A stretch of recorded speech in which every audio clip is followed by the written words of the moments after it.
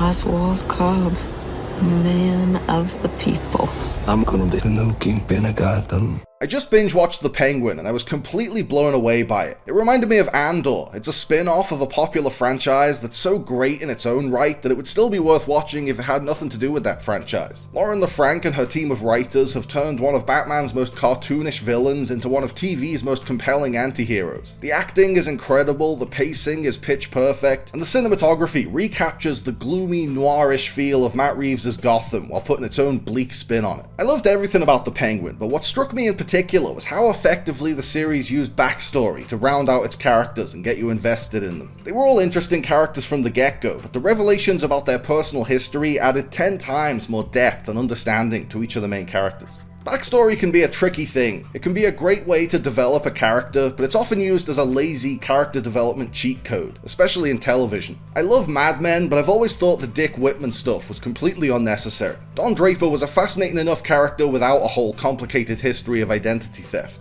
I recently rewatched Lost, and at first, the flashbacks were a fun way to unveil who all these characters are. But they quickly ran out of important things to reveal, and just started using the flashbacks to explore different genre sandboxes they wanted to play in. And by season 3, they were scraping the bottom of the barrel with an origin story for Jack's tattoos. The Penguin's use of backstory puts all that bullshit to shame.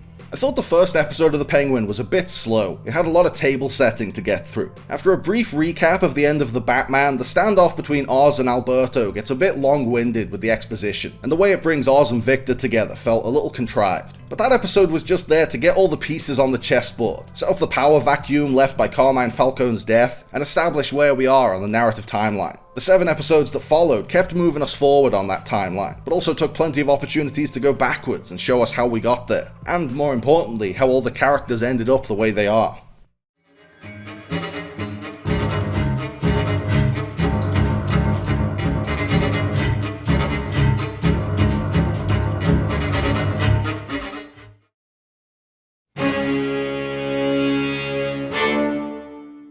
Victor Aguilar, played wonderfully by Renzi Felice, is the beating heart of this show. Whereas Oz and Sofia have long been corrupted, Victor is as yet uncorrupted when we meet him. We're introduced to a wide-eyed, misguided kid and have to watch him get gradually corrupted throughout the series. He got mixed in with the wrong crowd, he picked the wrong mentor to follow, and he's looking for a purpose, and that takes him down a dark path. Victor is arguably the only good person in the ensemble. The worst, most unjustified thing he does is choosing his loyalty to Oz over his girlfriend, and he pays dearly for it. In the first couple of episodes, we see that Victor is alone and directionless, and Oz takes advantage of that to get him to do his dirty work. Then, in the heartbreaking opening scene of episode 3, we see how Victor ended up alone. One fateful night in the third act of The Batman, Victor got into a fight with his parents and went to hang out with his friends on a rooftop down the street. He's having a good time, he's falling for his girlfriend, and then, all of a sudden, the seawalls start exploding and the neighborhood gets flooded. I burst into tears as Victor desperately tried to call his mom to warn her in the seconds before their apartment was engulfed in water. He desperately tried to reach out to them, but it was futile. He'd already lost them. Now the aimlessness makes sense. No wonder he's so quick to fall under Oz's spell. He's lost everyone. In The Batman, the flood felt like an unnecessary final battle tagged on after the story had already reached its natural conclusion. But LaFranc ingeniously turns that pointless third act twist into the inciting incident of her most likable character. Victor was already a sympathetic character, but this devastating backstory reveal makes you deeply care about him. And LaFranc sneakily uses that care against you when Victor meets his grim fate in the finale.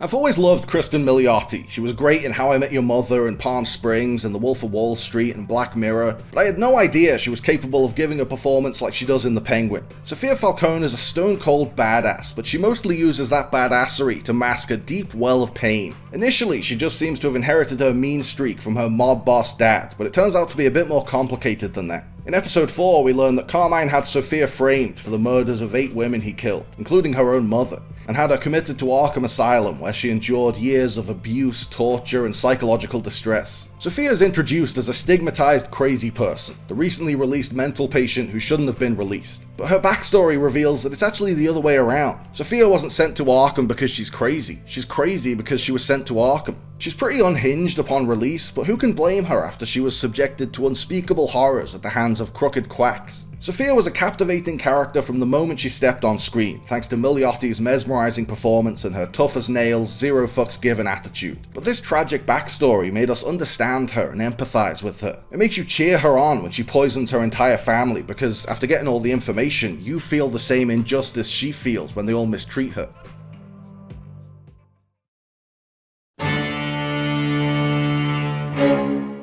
The greatest magic trick the Penguin pulled off was making you disgusted by Oz's selfish, cold-blooded actions, while still staying strangely endeared to him. You see him do all these horrific things, and at every turn he proves he's only ever looking out for himself, but you're still invested in him, and he's still weirdly sympathetic. Colin Farrell makes you empathize with a monster. Like James Gandolfini, he's constantly showing glimpses of the heavily guarded vulnerability underneath the stony facade of a killer. A big part of that compassion comes from Oz's relationship with his mother. She's the only person he's truly loyal to, and the only person he allows himself to open up to. He seemingly tells her everything, but they don't have a perfect relationship. In the first few episodes, it's clear that there's something he's not saying, something from the past putting a strain on their relationship. At the beginning of episode 7, the show finally reveals what that secret is. When Oz was a little boy, he resented the fact that his mum preferred his brothers over him. One day he was out with his brothers and they went exploring in a sewer tunnel. Oz found it difficult to get down the ladder with his disability, so he locked his brothers in there to teach them a lesson. Have fun getting out!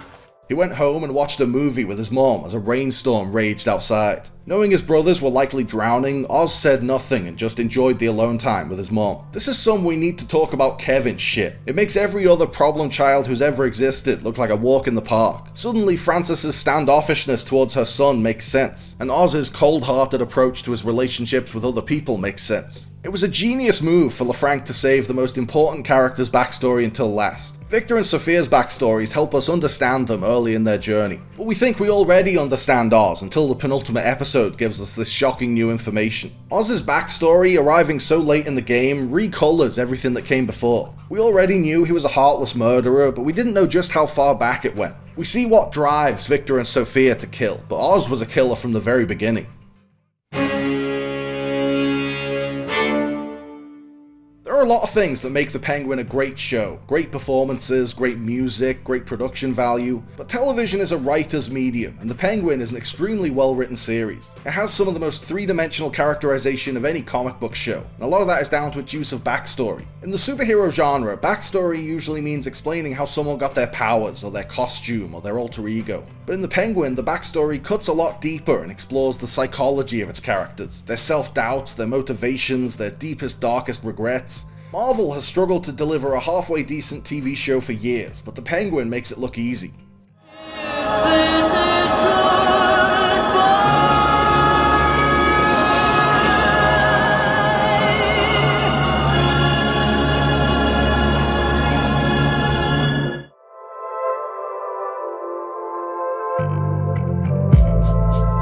Thanks for watching, guys. I hope you liked the video. Remember to like and subscribe and click on the little bell. And also seize the day and call your mom and be kind to yourself.